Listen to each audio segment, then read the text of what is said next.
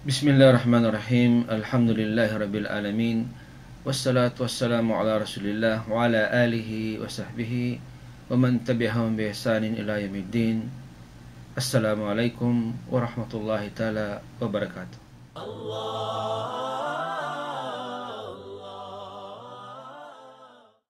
Alhamdulillah mga mahal na kapatid. Tayo po ngayon ay nasa huling 10 araw ng Ramadan na mayroon isang gabi dito na matatagpuan ang tinatawag na Lailatul Qadr. Gabi na kung saan ito ay mapagpala at punong-puno ng mga biyaya mula sa Allah Subhanahu wa Ta'ala. Ang Lailatul Qadr, sinabi ng mahal na propeta Muhammad sallallahu alaihi wasallam, ito po ay magaganap sa huling 10 araw ng Ramadan. Sa mga gabi na kung saan ito ay tinatawag na al-witr, meaning odd numbers. Halimbawa, gabi ng 21 ng gabi ng Ramadan, gabi ng 23 ng Ramadan, gabi ng 25, gabi ng 27, at gabi ng 29. Ayon sa hadith ni Aisha radhiyallahu anha, an Aisha qalat, kana Rasulullah sallallahu alaihi wasallam yujawiru fil asri awakhiri min Ramadan wa yaqul taharraw Lailatul Qadri fi ashri awakhir min Ramadan. Mga mahal na kapatid, ayon sa salaysay ni Aisha radhiyallahu anha, na sinabi niya, ang propeta Muhammad sallallahu alaihi wasallam, kanyang kaugalian sa huling 10 araw ng Ramadan, siya po ay nag-i'tikaf. Ang i'tikaf, ito yung pamalagi sa muski sa huling 10 ng araw ng Ramadan, na ang kanyang ginagawa ay magsama lamang mag-ibada sa Allah Subhanahu wa Ta'ala. Sa panahon na yun ng propeta Muhammad sallam, siya po ay umalis, lumabas ng muski at pumunta sa mga tao at sinabi niya, wa yaqul taharraw Lailatul Qadr, taharraw Lailatul Qadri fi asri awakhir min Ramadan. Paghandaan ninyo, ibig sabihin mainit yung salubungin, or hanapin ninyo ang Lailatul Qadr sa huling 10 araw ng Ramadan. Sa ibang hadith ni Aisha radhiyallahu anha, naway kalugdan siya ng Allah Subhanahu wa Ta'ala, na sinabi ng propeta Muhammad anna Rasulullah sallallahu alaihi wasallam qal taharraw Lailatul Qadri fil witr min asri awakhir min Ramadan. Salubungin nyo o paghanda ninyo, hanapin ninyo ang Lailatul Qadr sa mga gabi ng Ramadan na witr, odd numbers, tulad ng gabi ng 21, gabi ng 23, gabi ng 25, gabi ng 27, gabi ng 29 ng gabi ng Ramadan, mga mahal na kapatid. So yun yung description na ibinigay ng mahal na propeta Muhammad sallallahu alaihi wasallam patungo sa tinatawag na Lailatul Qadr. Subhanallah, ito po ay isa sa mga nikma sa atin ng Allah Subhanahu wa Ta'ala, sa hadith ng propeta Muhammad sallallahu alaihi wasallam, na kanyang iniwan sa atin bilang panuntunan natin, upang sa ganun ay nalaman natin yung mga oras, mga panahon sa huling 10 araw ng Ramadan, at ito ay witir, na kung saan nandun ang tinatawag, doon darating ang tinatawag na Lailatul Qadr, gabi ng Qadar, na kung saan ang gabi na ito ay mayroong malaking gantimpala ang Allah Subhanahu wa Ta'ala na inihanda sa mga alipin niya, na kung saan ay gumagawa ng kabutihan sa gabi na iyon. Sa buwan ng Ramadan, ang Lailatul Qadr, ito ang pinakamainam sa lahat ng gabi. Meaning, sa buwan ng Ramadan, mayroong isang gabi dito na pinakamainam sa lahat ng gabi ng Ramadan.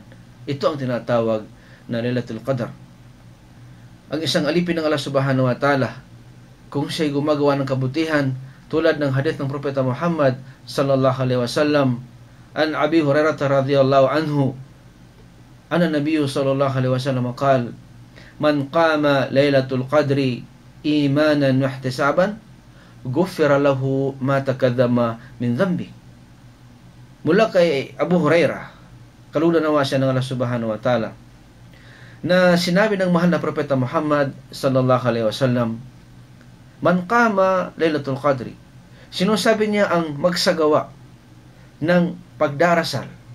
Siya po ay nagsasagawa ng pagdarasal o tinatawag na Qiyamul Lail or Tahajjud sa gabi na yaon, gabi ng Lailatul Qadar, sa gabi na kung saan dumating ang tinatawag na Lailatul Qadar.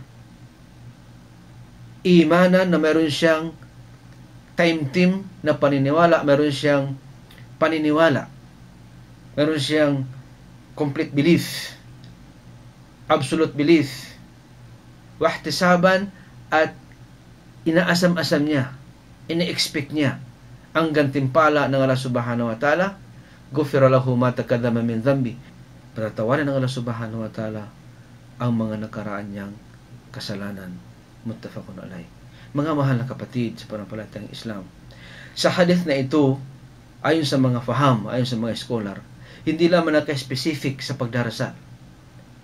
Kung ang isang alipin ng Allah subhanahu wa ta'ala sa gabi na yaon ng Lailatul Qadar, sa huling 10 gabi ng Ramadan,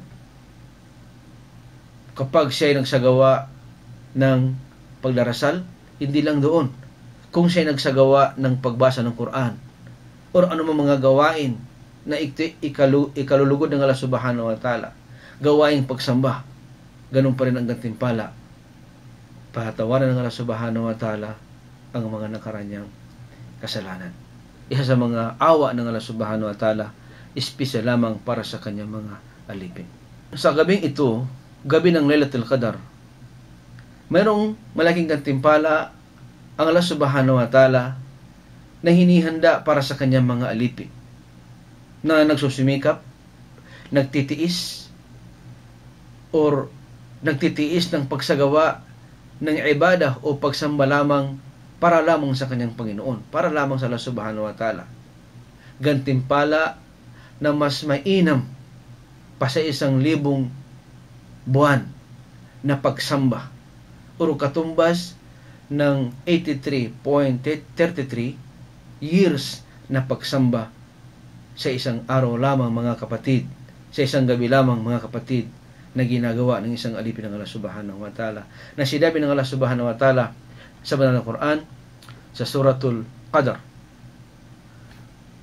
ba'da a'udhu billahi minash shaitanir rajim, Bismillahirrahmanirrahim, inna anzalnahu fi lailatul qadr wa ma adraka ma lailatul qadr, lailatul qadri khairum min alfi shahr, tanazzalul malaikatu war-ruhu fiha bi'izni rabbihim min kulli amr, salamun hiya hatta matla'il fajr.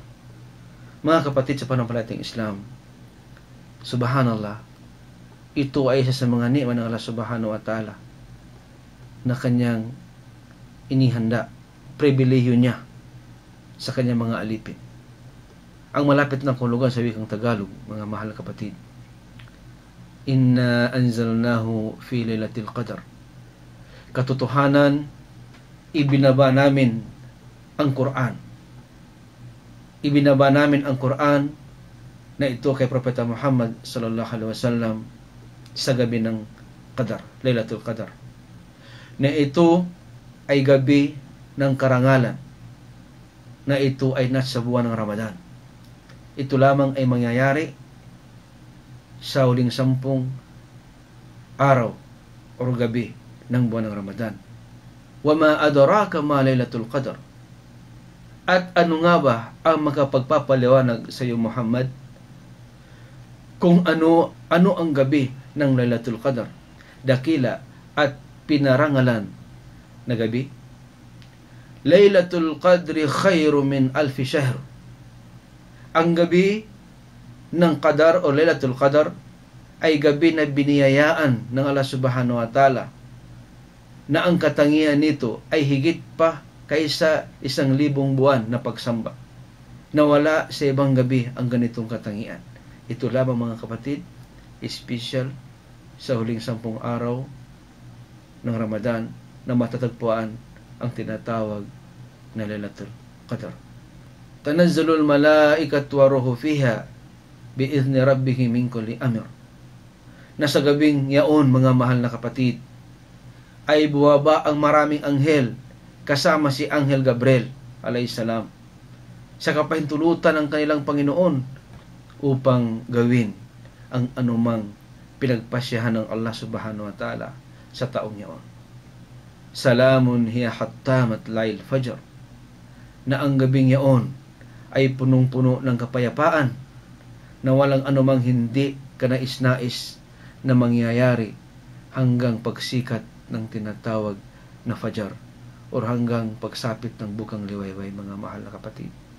Sa gabing ito ng Lailatul Qadar, kapag ang isang alipin ng Allah ay nabutan na gumagawa ng pagsamba tulad ng pagdarasal, tahajjud, or qiyamul layl, or pagbasa ng Quran at ibang mga pagsamba, ang gantimpala ng Allah Subhanahu wa Ta'ala ay mas mainam pa sa 1,000 buwan na pagsamba.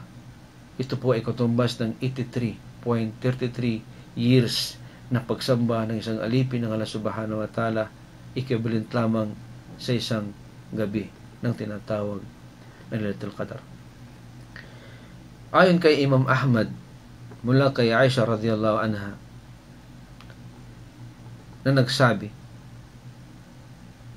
"O sugo ng Allah, kung aking matagpuan ang gabi ng Qadar o Lailatul Qadar, ano ang maaari kong babasahin?" Ang Propeta Muhammad, ang sugo ng Allah, ay nagsabi, "Allahumma afuun tuhibbul afu fa'fu anni." Ito ang sabihin mo, "O Allah, katotohanan, kayo ay lagi ng mapagpatawad. Minamahal mo ang magbigay ng patawad, kaya patawarin mo ako." Ito ay mula kay Ahmad. Sa mga mahal na kapatid sa pananampalatayang Islam, naway tanggapin ng Allah Subhanahu wa Ta'ala ang ating mga ibada sa nalalabing uling 10 araw ng Ramadan, at idalangin sa Allah Subhanahu wa Ta'ala na palakasin pang ating iman, bigyan tayo ng lakas upang magampanan natin ang pagsamba sa Kanya kahit na ang Ramadan ay tapos na. Hanggang dito na lang. Subhanakallahumma bihamdik, asyhadu an la ilaha illa ant, wastaghfiruka wa atubu ilaik, wa akhiru da'wana wassalamu alaikum warahmatullahi ta'ala wabarakatuh. Ila liqa.